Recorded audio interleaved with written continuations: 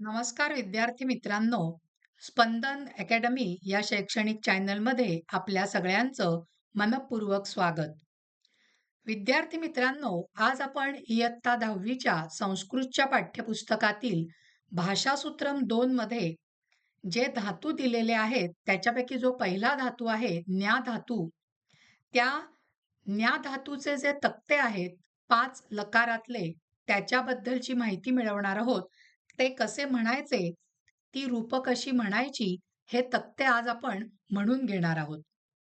तत्पूर्वी आपल्याला या ठिकाणी ज्ञा धातू दिलेला आहे बघा. ज्ञा धातू आहे 9वा गण उभयपदी धातू आहे. उभयपदी धातू कशाला म्हणतात? आपण 8वी मध्ये बघितलं, की ज्या धातूंना परस्मय पदाचे सुद्धा प्रत्यय लागतात आणि ज्या धातूंना आत्मनेय पदाचे प्रत्यय सुद्धा लागतात, अशा धातूंना काय म्हटलं जातं? उभयपदी धातू. म्हणजे ज्ञा हा धातू नवमगणाचा आहे, उभयपदी आहे, म्हणजेच त्याला परस्मय पद आणि आत्मनेय पद असे दोन्ही प्रत्यय लागतात. ज्ञा धातूचा अर्थ आहे जाणणे. ज्ञा धातूचा अर्थ काय आहे विद्यार्थी मित्रांनो? जाणणे. आधी आपण काय करणार आहोत? परस्मय पदाचे जे पाची लकार आहेत, लट लकार, लंग लकार, लोट लकार, विधिलिंग लकार आणि लुट लकार, हे आधी आपण म्हणणार आहोत आणि मग आत्मनेय पदाचे. चला, स्लाइड वरती तुम्हाला हे तक्ते दिसत आहेत. माझ्या मागनं तुम्ही पण म्हणा, म्हणजे उच्चार तुम्हाला कळले पाहिजेत, म्हणजे पाठांतरासाठी तुम्हाला हे सोपं जाईल. चला, करूया सुरुवात. आधी आपल्याला बघायचा आहे तो म्हणजे लट लकार आणि आधी आपण पद कोणतं बघणार आहोत?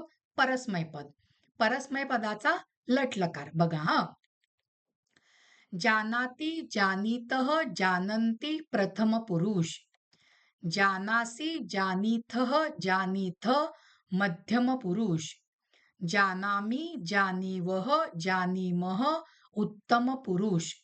आता इथे लक्षात घ्या, मूळ धातू आहे ज्ञा, पण लटलकाराची रूप न्य येत नाहीये बघा, ज असं येतंय. हे तुम्हाला लक्षात ठेवायचंय विद्यार्थी मित्रांनो. आता आपल्याला बघायचा आहे तो म्हणजे लंगलकार बघायचा आहे. लंगलकार म्हणजे प्रथम भूतकाळ. कोणाचा? परस्मय पदाचा. चला, अजानात, अजानिताम, अजानन प्रथम पुरुष. अजानाहा, अजानीतम, अजानीत मध्यम पुरुष. अजानाम, अजानीव, अजानीम उत्तम पुरुष. लक्षात येतंय कसं म्हणायचं येते? आता लोट लकार आज्ञार्थ बघायचा आहे परस्मय पदाचा. चला, म्हणूया बरं. जानातु, जानीताम, जानन्तु प्रथम पुरुष. जानीहि, जानीतम, जानीत मध्यम पुरुष. जानानि, जानाव, जानाम उत्तम पुरुष. आता आपल्याला बघायचं आहे विधिलिंग लकार.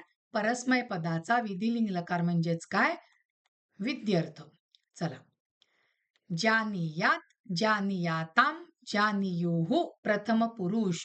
उच्चार बरोबर आला पाहिजे. हलंत, ह्रस्व दीर्घ. आता इथे बघा, जानीयात असं मी म्हटलं, त हलंत आहे, म्हणजे तचा उच्चार अर्धाच करायचा आहे. जानीयात असं तुम्ही म्हणालात की तचा उच्चार पूर्ण येईल, म्हणजे उच्चार चुकेल. त्याच्यामुळे हलंत, ह्रस्व दीर्घ आपल्याला हे सगळं नीट बघायचंय आणि मग म्हणायचंय. चला, परत पहिल्यापासून म्हणूया बरं हे. जानीयात, जानीयाताम, जानीयुः प्रथम पुरुष. जानीयाहा, जानीयातम, जानीयात, इथे त पूर्ण आहे. जानीयात मध्यम पुरुष. जानीयाम, जानीयाव, जानीयाम, इथे म पूर्ण आहे. जानीयाम उत्तम पुरुष. आता बघायचा आहे तो म्हणजे लूट लकार. परस्मय पदाचा लूट लकार म्हणजेच काय? द्वितीय भविष्यकाळ. आता इथे मात्र न्यचं न्य सारखंच येतं. मागच्या वर्षी आपण हा लूट लकार बघितलेला आहे की तितह अंती लटलकाराचेच प्रत्यय लागतात आणि शेवटून दुसरं जे अक्षर आहे ते स्य, क्ष्य किंवा क्ष असं येतं. इथे स्य लागलेलं आहे. चला, म्हणूया बरं आपण. न्यास्यति, न्यास्यतः, न्यास्यन्ति प्रथम पुरुष. न्यास्यसि न्यास्यथः न्यास्यथ मध्यम पुरुष. न्यास्यामि न्यास्यावः न्यास्यामः उत्तम पुरुष. म्हणजे हे झालं आपलं सगळं परस्मै पदाचं म्हणून. आता आपल्याला जायचं आहे आत्मनेपदाचं म्हणायला. आता आपण म्हणणार आहोत आत्मनेपदाचा लट्लकार. लक्ष द्या. जानीते जानाते जानते प्रथम पुरुष. जानीषे जानाथे जानिद्वे मध्यम पुरुष. जाने जानीवहे जानीमहे उत्तम पुरुष. आता आत्मनेपदाचा काय बघायचा आहे लंगलकार प्रथम भूतकाळ. अजानीत अजानाताम अजानत प्रथम पुरुष. अजानीथाः अजानाथाम अजानिध्वम मध्यम पुरुष. अजानी अजानीवहि अजानीमहि उत्तम पुरुष. आता आत्मनेपदाचं बघायचं आहे लोट लकार म्हणजे आज्ञार्थ. चला. जानीताम जानाताम जानताम प्रथम पुरुष. जानिष्व जानाथाम जानिध्वम मध्यम पुरुष. जानै जानावहै जानामहै उत्तम पुरुष. आता आपल्याला बघायचं आहे आत्मनेपदाचा विधिलिंग लकार म्हणजे विध्यर्थ. जानीत जानियाताम जानिरन प्रथम पुरुष. जानिथाः जानियाथाम जानिध्वम मध्यम पुरुष. जानीय जानीवहि जानीमहि उत्तम पुरुष. आता आत्मनेपदाचं लुट लकार म्हणजे द्वितीय भविष्यकाळ. न्यास्यते न्यास्येते न्यास्यन्ते प्रथम पुरुष. न्यास्यसे न्यास्येथे न्यास्यद्वे मध्यम पुरुष.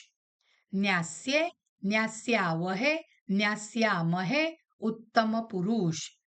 लक्षात आलाय उच्चार विद्यार्थी मित्रांनो न्या धातूचं. तर आत्ताच्या भागामध्ये आपण न्या धातू कसा म्हणायचा हे शिकलो. तर विद्यार्थी मित्रांनो आपला आजचा हा भाग इथेच संपलेला आहे.